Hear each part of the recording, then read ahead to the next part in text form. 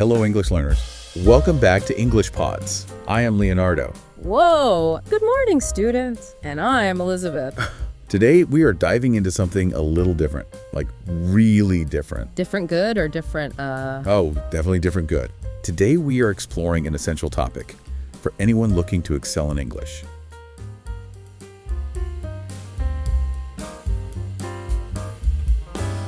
Welcome back, everyone, to the deep dive.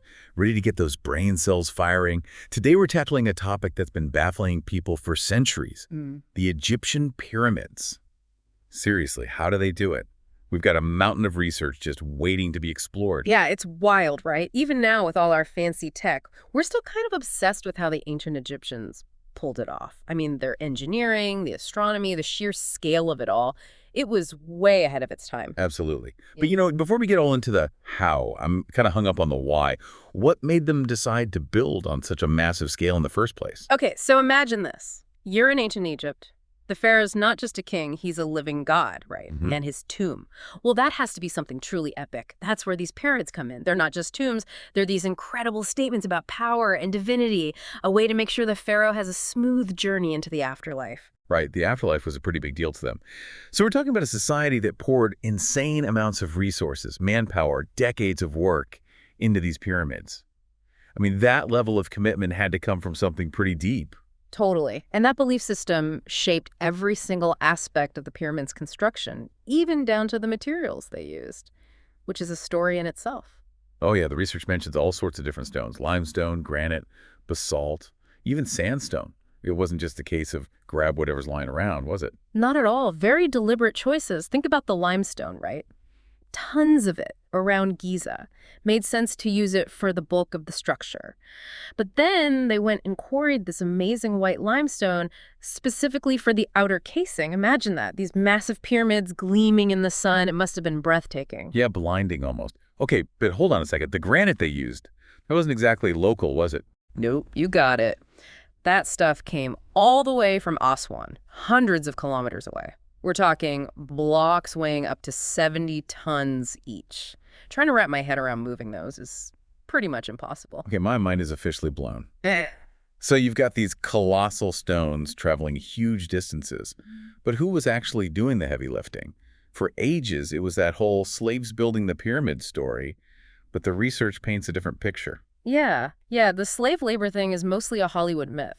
What we're finding now is it was more likely a skilled workforce, maybe 20 to 30,000 people. And get this, they were organized into specialized teams. Quarriers, transporters, masons, each group had their own expertise, and they all worked together on this insanely complex project. So hold on, we're not talking about forced labor. Right. The evidence points to something else. I mean, of course, they were paid, given food, shelter, even beer, but there's also evidence of good nutrition, medical care. They weren't treated like, disposable parts of the machine. Okay, that makes more sense, actually. But what about motivation?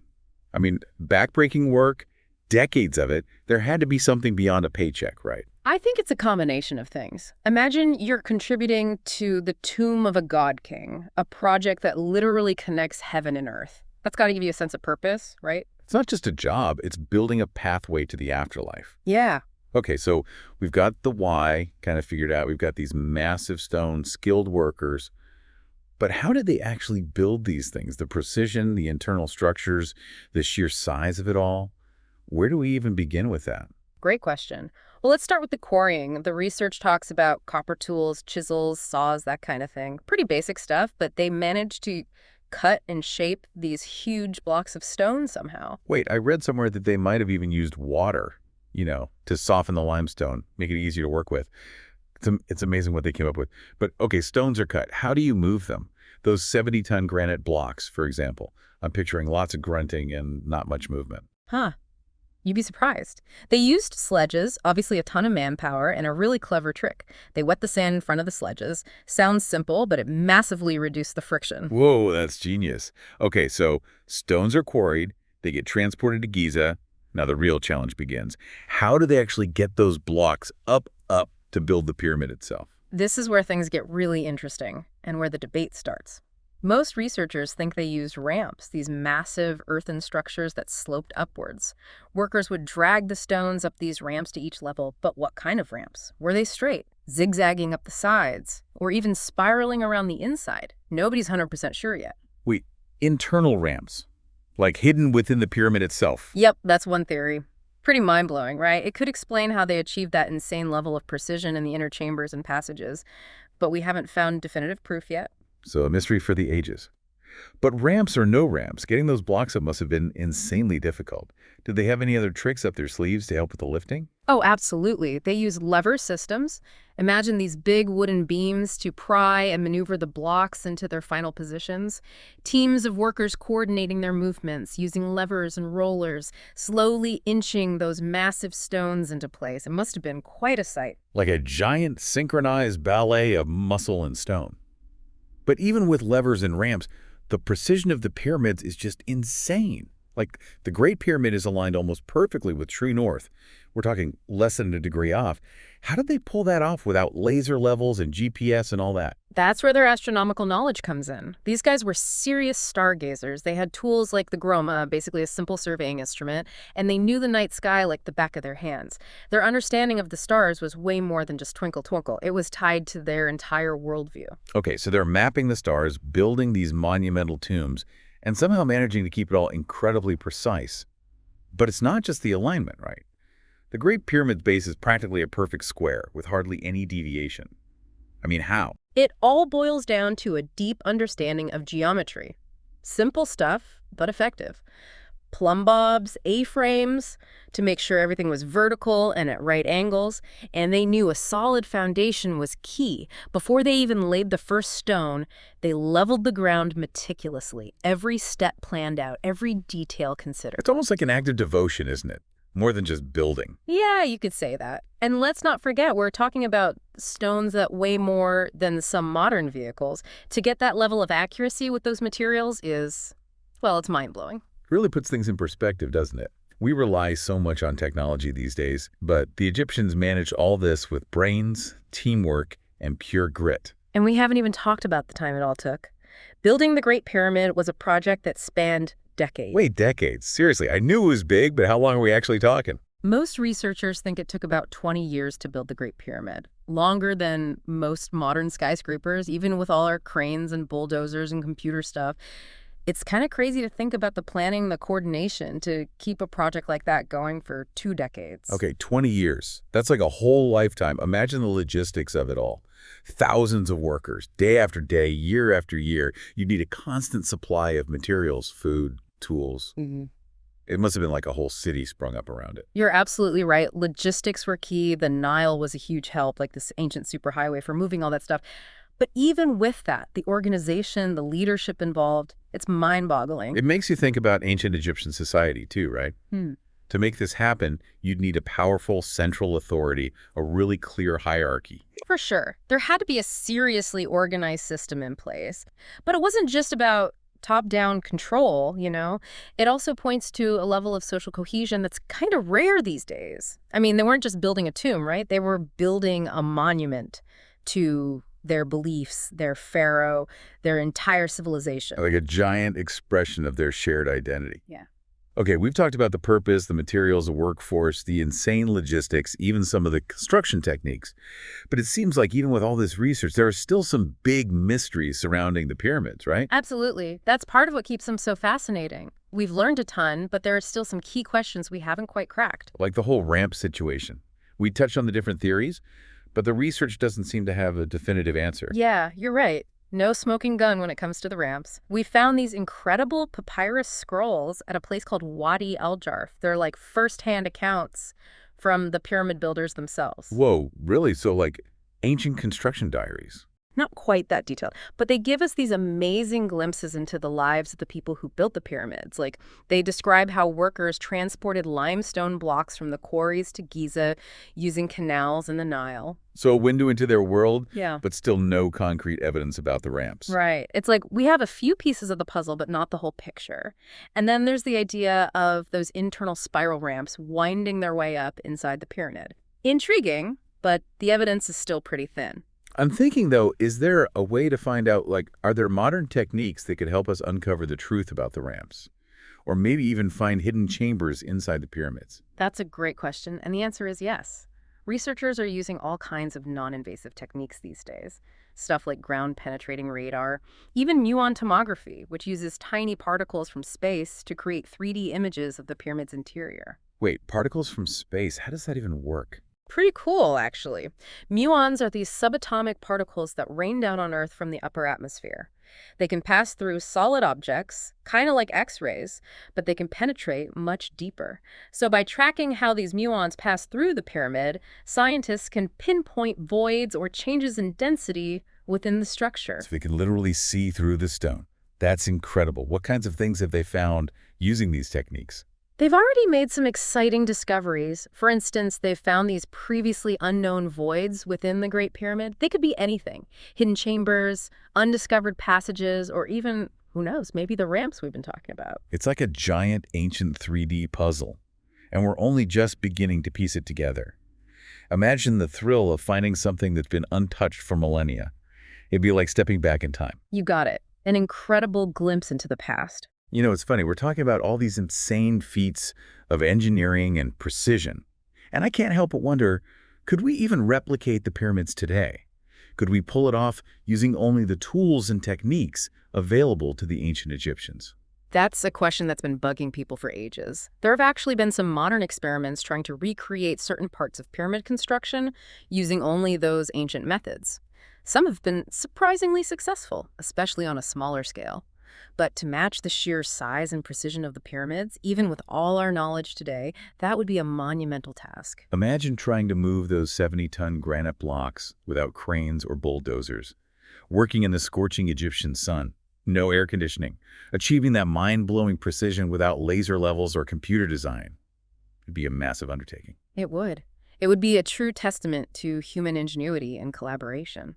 But remember, the ancient Egyptians weren't going it alone. They had this shared vision, a powerful belief system, a level of teamwork that allowed them to do things that seemed impossible. It's a really powerful reminder that humans can accomplish incredible things when we work together towards a shared goal. Absolutely. The pyramids are so much more than just ancient tombs. They're a testament to human potential.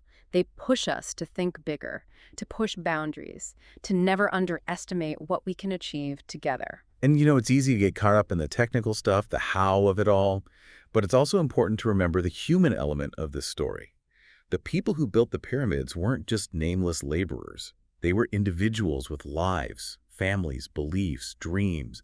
They poured their hearts and souls into these monumental projects. You're so right.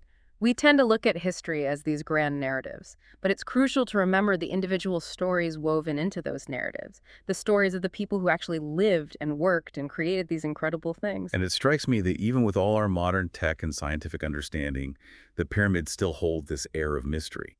We've uncovered some of their secrets, but there's still so much we don't know. That's what makes them so captivating, right? They challenge our assumptions, they make us curious, and they remind us that there's always more to learn, even from civilizations that existed thousands of years ago.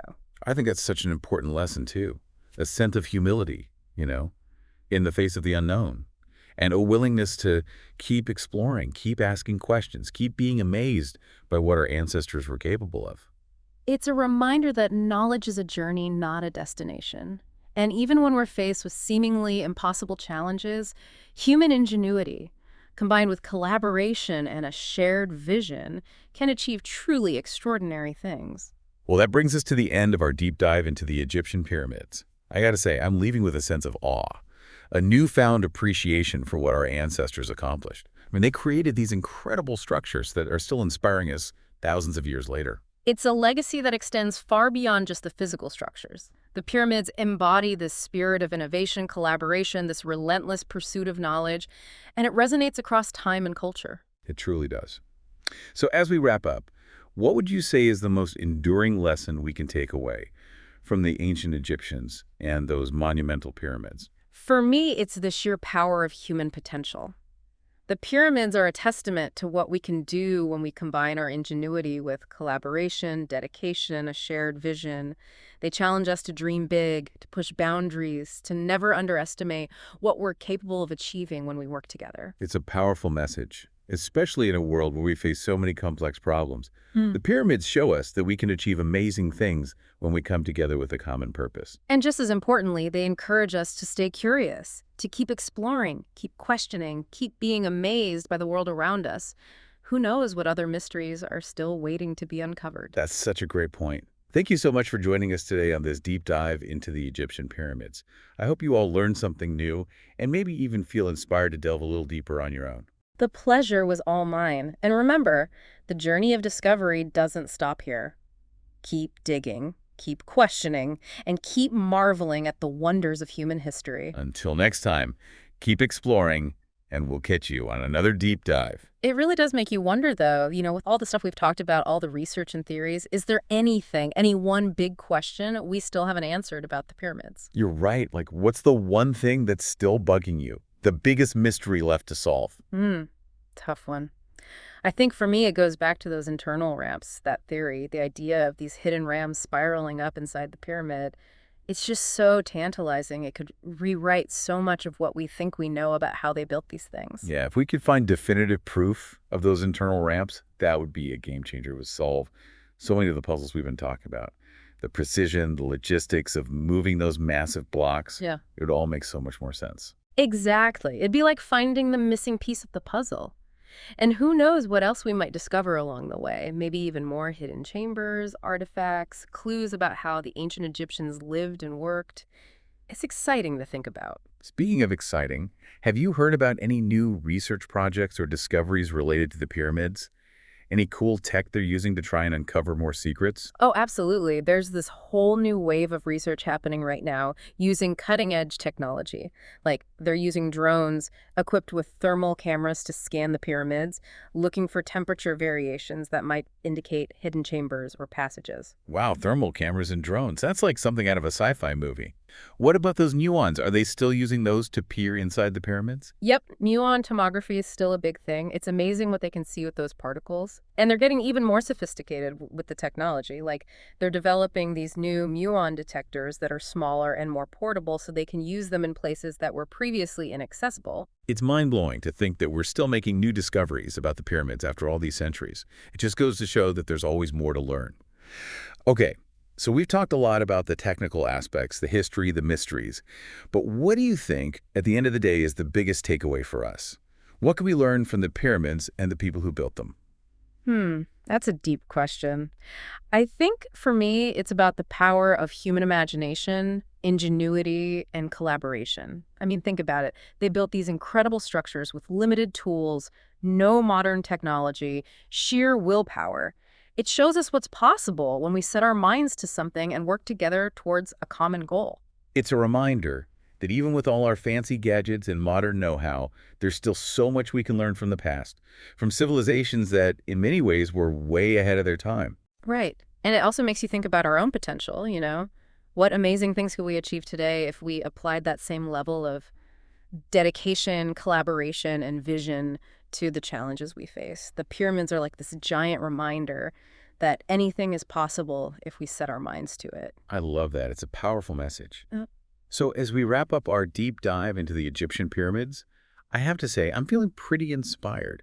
A little humbled too, Thinking about all the things we've talked about, the sheer scale of it all, it's a reminder that we're part of something much bigger than ourselves. I feel it too, a sense of awe and wonder, and also this excitement, this feeling that there's still so much more to discover, not just about the pyramids, but about ourselves, about what we're capable of achieving when we work together. Well said.